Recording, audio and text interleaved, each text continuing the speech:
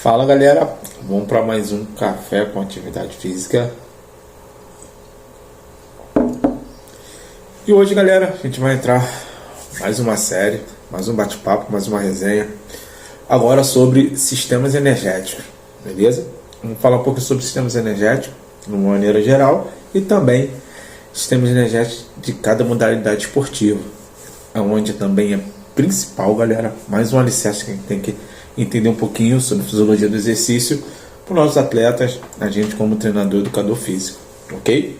Então vamos falar um pouquinho, como eu falo sempre para vocês, de uma maneira bem tranquila, bem simples, como se fosse realmente um bate-papo, uma resenha entre a gente aqui, tranquilo? Então vamos lá galera, sem mais delongas, vamos falar um pouquinho sobre esses sistemas energéticos. Para falar um pouquinho sobre sistemas energéticos, essa questão toda de fisiologia do exercício, galera, é muito importante nós, treinadores, a gente conhecer um pouquinho dessa fisiologia do exercício, beleza? O corpo humano se movimentou, acredito que todo treinador tem que saber como funciona toda essa questão bioquímica dessa movimentação, contração muscular, os sistemas energéticos, a parte biomecânica do nosso movimento, ok? Então isso é importantíssimo, o corpo se movimentou, o educador físico ele tem que saber isso. Então vamos entender um pouquinho o que são esses sistemas energéticos, galera. Sistemas energéticos a gente tem praticamente três principais partes, beleza? Quando a gente fala de fisiologia do exercício. E tem uma principal que a gente fala que é a principal componente bioquímico, que é o ATP. Ou seja, o que seria o ATP? Que é a principal fonte energética que vem nas nossas células, galera. Nada mais é que um composto químico de adenosina trifosfato. Esse é o significado do nosso ATP. Que basicamente consiste o ATP de uma molécula de adenosina com três partes de molécula, de fosfato. Então, por isso adenosina trifosfato, ou muito conhecida na nossa área como apenas somente ATP. Devido a isso, a gente tem que entender que o ATP ela tem uma quantidade limitada no nosso corpo, na nossa célula, beleza? E essa quantidade limitada que vai fazer os nossos diferentes tipos de sistemas energéticos. Vai fazer a gente entender um pouquinho o que seria isso, beleza? É utilizado e regenera-se para ser constantemente reutilizado e assim por diante, o nosso corpo vem produzindo dentro das células e tudo mais. Então, quando a gente consegue entender esse conceito da nossa principal fonte energética ali, que é gerada pelo ATP, a gente consegue entender todos os nossos sistemas energéticos que a gente utiliza tanto no exercício. Então a gente tem que falar um pouquinho, galera, sobre esses três processos comuns, ou tipo, a gente pode falar, ou produtores de energia na elaboração do ATP. Beleza? Como a gente entendeu um pouquinho o que seria o ATP, então a gente pode falar que esses três processos, produtor de energia, a gente pode falar que tem o sistema ATP-CP, ou conhecido também no nosso meio como fosfagênio ou fosfocreatina, também muito conhecido. Tem também a glicólise anaeróbica ou o sistema anaeróbico, o sistema aeróbico ou fala também o sistema da molécula de oxigênio oxidativo. Esses são nossos três principais produtores de energia na relação do ATP. Dentro disso, galera, a gente vai falar rapidamente um pouquinho de cada um, beleza? Primeiro, gente, vou falar um pouquinho sobre o sistema ATP-CP ou fosfagênio. É muito conhecido, né? A gente fala geralmente conhecido no nosso meio muito como sistema anaeróbico alático. Ou seja, sistema anaeróbico alático é um sistema muito rápido, anaeróbico, onde não há utilização de oxigênio, e alático, porque também não há esse A vem realmente de negação, produção do nosso ácido lático. Tranquilo? Então a gente precisa entender que a fosfocreatina é armazenada nas células musculares e é semelhante muito ao ATP ali. porém ela possui uma ligação de alta energia no grupo fosfato. Então isso, galera, faz o sistema uma fonte de energia disponível muito rápida, beleza? Para ser usado no nosso músculo. É praticamente imediata, é muito rápida. E com isso, ela vai depender ali, ó, de mais ou menos 3 partes. Ela depende de uma longa série de reações químicas, beleza? Ela também depende de um transporte que respiramos, né? A questão do músculo, utilizando em relação a esse trabalho. E também elas são armazenadas diretamente no mecanismo contrátil do músculo, beleza? Então por isso elas são muito utilizadas. Então realmente é uma maneira bem rápida, a gente fala praticamente que imediata da utilização dessa energia, beleza? Sendo que a gente tem que entender também que essas reservas de fosfagênio, elas são esgotadas muito, mas muito rápido, né? Então ela dura aproximadamente. Então se for pegar um exemplo, realmente é uma quantidade de intensidade alta, mas é muito curtinho mesmo. A gente tem exemplo também, foi dar um pico de 50, 60, 80 metros, você vai utilizar basicamente esse sistema energético.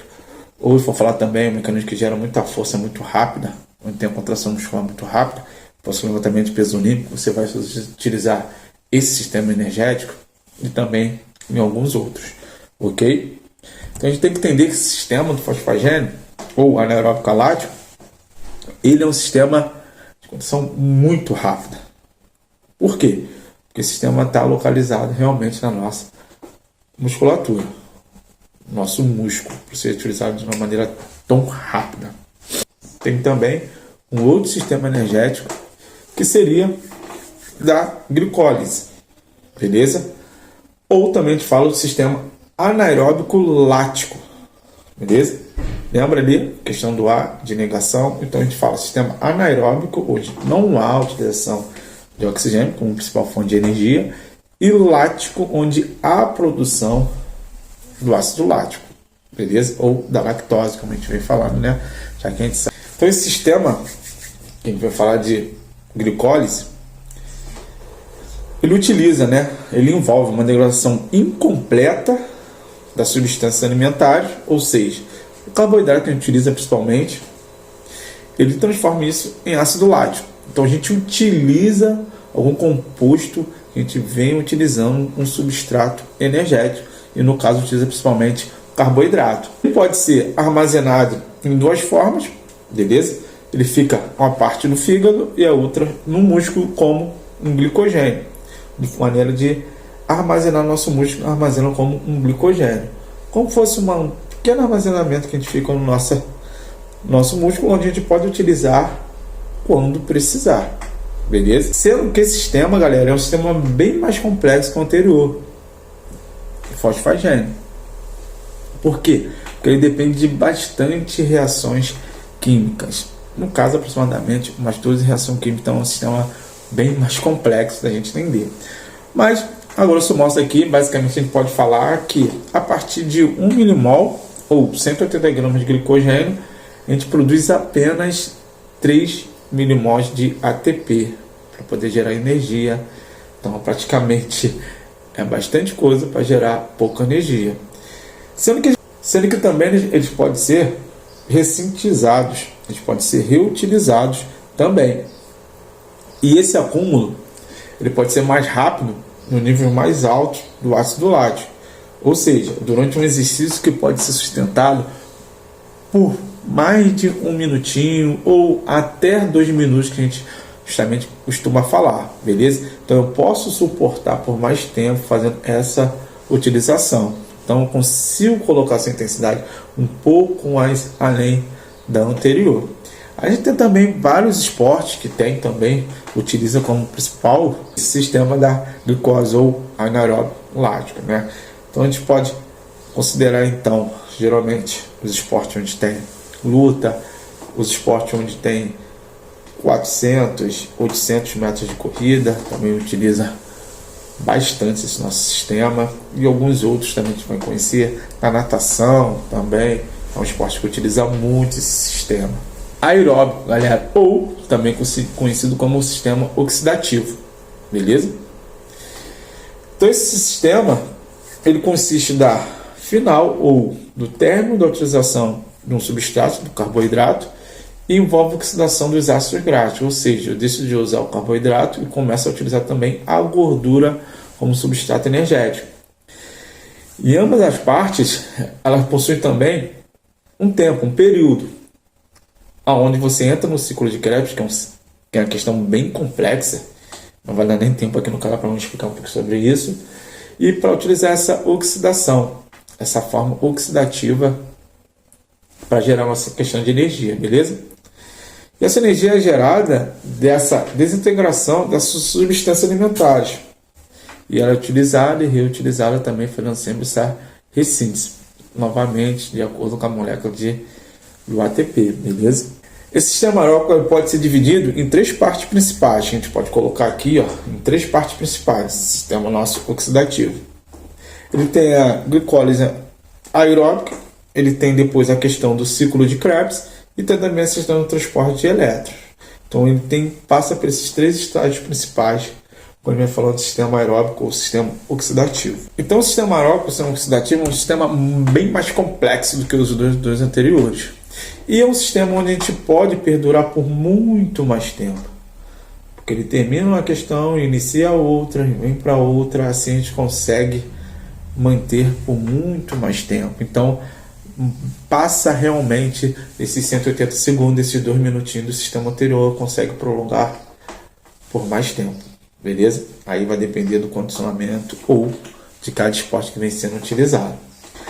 Mas basicamente, alguns esportes a gente consegue caracterizar por cada sistema energético que mais utiliza, que mais predomina, vamos dizer assim.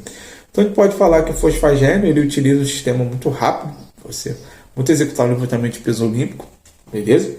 O glicolítico, né, ou anaeróbico lático, geralmente é utilizado nas corridas acima de 100 metros, 400, 800 metros, ou também muito utilizado na natação. E esse sistema oxidativo, ou aeróbico, vai caracterizar muito fácil, seria que ele é muito utilizado em corridas, em maratonas, ou corridas de meio fundo ou fundo. Ok?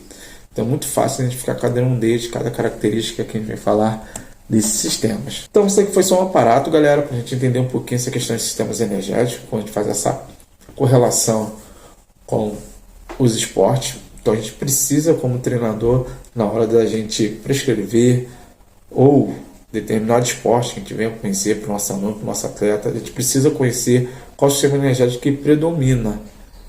Para quê? Para a gente ver naquele outro princípio que a gente vem falando na nossa última série, que é o princípio da especificidade.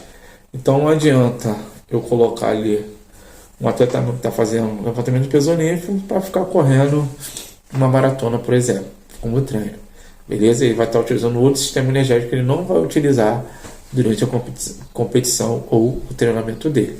Então é muito importante entender essa questão realmente dos sistemas energéticos. Show? Então é isso, galera. Tamo junto. Não esquece de deixar seu like aí.